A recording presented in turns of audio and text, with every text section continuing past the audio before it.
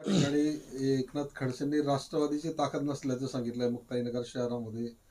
तुम्ही त्यांच्या या विधानाकडे कसं बघताय? त्यांनी उमेदवारी अर्ज भरले किंवा नाही भरले त्यांच्या कार्यकर्त्यांनी, काय माहिती आपल्याकडे? मला मला ते नेहमीच झालं आहे, मला माहिती आहे ते काय. तर ते सोयीनुसार त्याची ताकद आहे किंवा नाही आहे असं सांगत असतात.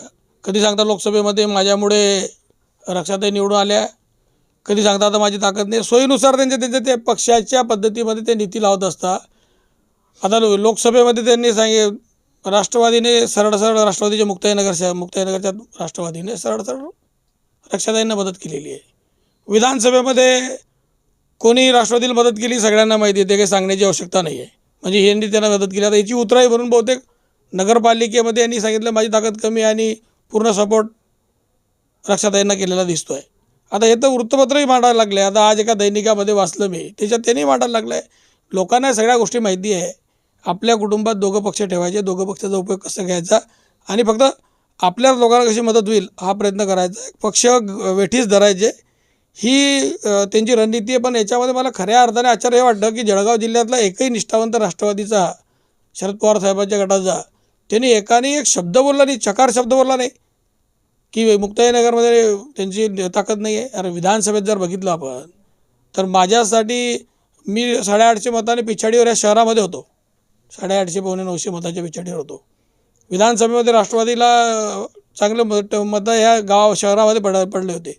तरी ते असं बोलत असतील आणि राष्ट्रवादीचा एकही जिल्ह्याचा पदाधिकारी किंवा राज्याचा पदाधिकारी बोलत नसेल, याचाच अर्थ सगळेच मिली बघत आहे का असं मला वाटायला लागलेलं आहे. कारण खडसे साहेब तर त्याच्या सोयीने करत आहे, सगळ्या जिल्ह्याला सर्वश्रुत आहे, नवं नाही आहे. पण आता यांचं काय चाललं आहे हेही काही बोलत नाही. म्हणजे हेही सगळं मिलीजुली सरकार दिसतंय मला, असं आहे. राष्ट्रवादी शरद पवार गटाने उमेदवारी अर्जच भरले नाही असं पण सांगितलं जाते. त्याच्यात तर मला आश्चर्य वाटतं आहे की यांच्या एकट्यामुळे शरद पवार साहेबांच्या राष्ट्रवादीतला इतर नेता इथे एकही उमेदवार देत नाही. याचा अर्थ खऱ्या अर्थाने फक्त एकनाथ खडसे म्हणजेच राष्ट्रवादी आहे का, इतर राष्ट्रवादीत कोण नाही आहे का असं मला वाटतं आहे. खऱ्या राष्ट्रवादीच्या कार्यकर्त्याला आज शर्मेने मान खाली घालावं लागते अशी परिस्थिती आज मुक्ताईनगरमध्ये झालेली आहे. कारण वर्षानुवर्षापासून राष्ट्रवादी इथे त्याचा स्वतःचा एक ताकद ठेवून होती आणि आज मुक्ताईनगर शहरातून पूर्ण ताकद त्यांची संपून गेली. जर हे तुम्ही बघायचं म्हटलं तर हे खऱ्या अर्थाने दुर्दैवी आहे. एकीकडे प्रदेश अध्यक्ष जर बघितलं तर रोहिणी खडसे आहेत शरद पवार गटाच्या, दुसरीकडे शरद पवार गटाचे नेते आमदार एकनाथ खडसे आहेत. तरी देखील आमदार एकनाथ खडसे म्हणत आहेत की मुक्ताईनगर ग्रामीण म्हणजे शहरामध्ये या ठिकाणी आमची ताकद नाही, पण ग्रामीण भागात आमची ताकद आहे. ते ग्रामीण भागात काय ताकद आहे ते विधानसभेच्या निवडणुकीमध्ये त्यांची दिसली आहे, लोकसभेच्या निवडणुकीमध्ये दिसली आहे. शहरामध्ये जे ताकद आहे ते बी विधानसभेच्या निवडणुकीमध्ये दिसली आहे. पण ते जे सांगता याला 100% तुम्ही जर बघितलं तर हे कुठेतरी त्यांना सोयीचं राजकारण म्हणून त्यांनी त्या पद्धतीत ते विधान केलेलं आहे. इतर जिल्ह्यामध्ये सगळीकडे निवडणुका लढायच्या, काय काय कोणाकडे करायचं आणि मुक्ताईनगर स्वतःचं शहर असल्यामुळे स्वतःच्या परिवारातल्या का सदस्याला कुठेतरी पुढे घेऊन जाण्याच्या दृष्टिकोनातून ती मदत करायची. पण ठीक आहे, चांगलं आहे. शिवसेना भाजप युतीला ते मदत करत असतील तर चांगलं आहे. तुम्हाला फायदा होतो त्यांच्या या गोष्टीचा? नाही, मला फायदा नुकसानीचा त्यांच्यामुळे काय फायदा होईल त्याच्यामुळे काय नुकसान. मुक्ताईनगरला तर कधी फायदा नाही झाला त्यांच्यामुळे, मला काय फायदा होईल. कन्या आपल्या शेवटी उमेदवार आहेत इथे या ठिकाणी, प्रश्नच नाही आहे. मी इथे शिवसेना म्हणून लढतोय, धनुष्यबाण म्हणून लढतोय. त्याच्यामुळे धनुष्यबाणाला इथेची लढण्याची सवय आहे. संघर्ष तर करत आलो आम्ही, गेल्या 30 वर्षांपासून करतोय. सोयीनुसार राजकारण करतायत असं तुम्ही म्हटलेलं आहे. याचं कुठंतरी तुम्हाला टार्गेट केल्यासारखं वाटतंय? प्रश्नच नाही. पूर्ण विधानसभेत जर बघितलं तर एका विशिष्ट पक्षाने जे माझ्या मित्र पक्ष होतं त्यांनी पूर्ण ताकद यांना दिली होती. तुम्ही बघितलं असेल तर आज जे लोक भाजपच्या तिकिटावर उभे आहे ते कालच्या दिवशी कोणाचे कार्यकर्ते होते? एकाच रात्रीतून ते बदलले आणि इकडे आले, इकडे त्यांना उमेदवारी मिळाल्या. हे चमत्कार नाही ना. कोणत्या पक्षाचे होते ते? सरळ राष्ट्रवादीचे होते ना. कालपर्यंत अनेक लोक राष्ट्रवादीचे होते. आजही त्यांच्या प्रचारात जे फिरत आहे राष्ट्रवादीचे आहे. आजही स्वतःला राष्ट्रवादी म्हणतात. ते कधी समजलेच नाही कोणत्या पक्षाचे आहे. तर केंद्रीय मंत्री रक्षा खडसे म्हणतात की आता मुक्ताईनगरची जबाबदारी माझ्यावर दिलेली आहे आणि निश्चितच मी माझे सगळे उमेदवार या ठिकाणी विजयी करेल. हो, त्यांना शुभेच्छा आहे. आपल्या त्या केंद्रीय मंत्री शुभेच्छा आहे त्यांना. रोहिणी खडसेंनी घराणेशाहीचा आरोप केलाय. रोहिणी खडसेंनी की हम करो तो राजनीती और तुम करो तो घराणेशाही. जे सत्ताधारी आहे त्यांनी आपल्या कन्या त्याचप्रमाणे आपल्या पत्नी यांना हे तुम्ही उलटं बोलताय. उलटं ट्विट केलं त्यांनी. तुम्ही बोलले ते उलटं ट्विट केलं त्यांनी, ते मी बघितलं आहे. पण घराणेशाही कशाला म्हणता माहिती का? म्हणजे जिल्हा बँकेमध्ये मुलगी, दूध संघामध्ये बायको, खासदार सुनबाई, स्वतः आमदार, याला घराणेशाही म्हणतात. म्हणजे ग्रामपंचायतपासून ग्रामपंचायत, जिल्हा परिषद, विधानसभा, लोकसभा, जिल्हा बँक, दूध संघ, याला घराणेशाही म्हणतात. एकाच कुटुंबात इतके पदाला घराणेशाही म्हणतात असं मला वाटतं. कोण आहे तिथे असं? कोण आहे म्हणजे काय तुम्हाला माहीत नाही का? मंदाताई खडसे या दूध संघात होत्या, रक्षाताई खडसे त्याच्या खासदार होत्या, ग्रामपंचायतच्या सरपंच पण होत्या कोथळीच्या, झेडपी सदस्य पण होत्या, सभापती पण होत्या, खासदार पण आहे.